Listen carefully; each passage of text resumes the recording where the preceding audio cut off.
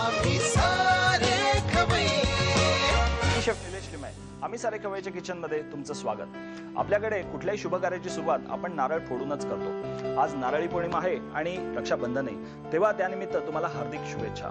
नारळ हा एक कल्पवृक्ष आहे हे काय वेगळं सांगायला नको, पण आपण खवय्ये आहोत त्यामुळे आपल्याला फक्त नारळाचाच विचार करायचा आहे। आपल्या देशात असं एकही घर नसेल की जिकडे नारळाचा उपयोग केला गेला नाहीये। इनफॅक्ट आपल्या देशातच काय, जगातल्या कुठल्याही आयलंडवरती जा तिकडे नारळाचा वेगवेगळ्या रूपात प्रयोग केला गेला आहे। आपल्या एपिसोड्समधनं सुद्धा मी तुम्हाला अनेक नारळाच्या रेसिपीज करून दाखवल्या आहेत, पण आजच्या या शुभदिनानिमित्त मी तुमच्यासाठी खास रेसिपीज घेऊन आलोय। एक स्वीट डिश दाखवणार आहे जी रक्षाबंधनानिमित्त आहे आणि सुरुवातीला एक सॅलड दाखवणार आहे जे नारळी पौर्णिमा निमित्त आहे। सॅलड आहे शहाळ्याचं, पण त्यामध्ये मी काय काय घातलंय हे अगदी सुरुवातीला पाहून घेऊ। कोकोनट अँड बीन्स सॅलड बनवण्यासाठी लागणारे साहित्य: शहाळ्याची मलई, चवळीच्या शेंगा, लाल भोपळी मिरच्या, भावनगरी मिरच्या, मोड आलेली कडधान्य, गूळ, नारळाचं दूध, गवती चहा, बारीक चिरलेला लसूण आणि आलं, मीठ आणि सोया सॉस। कृती: प्रथम चवळीच्या शेंगा, लाल भोपळी मिरच्या आणि भावनगरी मिरच्यांचे तुकडे करून घ्यावेत।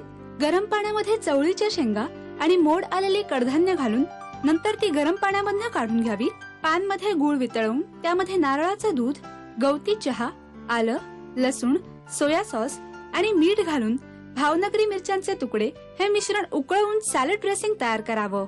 सर्व्ह करताना एका बाउलमध्ये ब्लांच केलेल्या चवळीच्या शेंगा आणि कडधान्य, मलईचे तुकडे आणि लाल भोपळे मिरच्यांचे तुकडे घेऊन वरून सॅलड ड्रेसिंग घालावं। पहिल्या रेसिपीचं साहित्य आणि कृती तुम्ही लिहून घेतली असेलच, मला माहिती आहे तुम्हाला ती नक्की आवडेल। वळूया आपल्या दुसऱ्या रेसिपीकडे। दुसऱ्या रेसिपीचं नाव आहे ऍपल टॉफी। पण ही ऍपल टॉफी कशी बनवायची यासाठी मी काय काय साहित्य घेतलंय? ऍपल टॉफी बनवण्यासाठी लागणारे साहित्य: सफरचंद, मैदा, पाव वाटी कॉर्नफ्लोअर, 2 चमचे गूळ, बेकिंग पावडर, तीळ आणि मीठ। कृती: प्रथम एका बाउलमध्ये 1 वाटी मैदा, 2 ते 3 चमचे कॉर्नफ्लोअर, बेकिंग पावडर आणि पाणी या मिश्रणाचं पातळसर बॅटर तयार करावं। सफरचंदाचे चौकोनी तुकडे करून ते या बॅटर मध्ये घोळवावेत आणि तेलामध्ये डीप फ्राय करावेत। पॅन मध्ये गूळ वितळवून त्यात हे तळलेले सफरचंदाचे तुकडे परतून लगेच थंड पाण्यातनं काढून घ्यावेत आणि सर्व्ह करताना ऍपल टॉफीवरून तीळ भुरभुरावेत।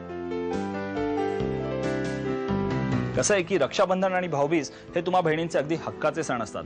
म्हणजे या दिवशी भावाला कसं कापायचं ह्याचे प्लॅन्स आणि तुमच्या डिमांड्सची लिस्ट तुमच्याकडे अगदी तयार असते। आता हे सगळं मी तुम्हाला सांगण्याची गरज नाही, पण मी तुम्हाला काय शिकू शकतो, मी तुम्हाला छान रेसिपी शिकू शकतो, जशी आज मी तुम्हाला ही ऍपल टॉफी शिकवली। आणि आताच्या आपल्या टिप्स। माझी पहिली टिप अशी आहे की जर का चीज ग्रेट करणं अवघड जात असेल तर आधी थोड्या वेळ डीप फ्रीज करा आणि नंतर किसायला घ्या। माझी दुसरी टिप अशी आहे की केक कापण्याकरता जर का सुरी आपण थोड्या वेळ गरम पाण्यात बुडवली तर केक कापणं अगदी सोपं होऊन जातं।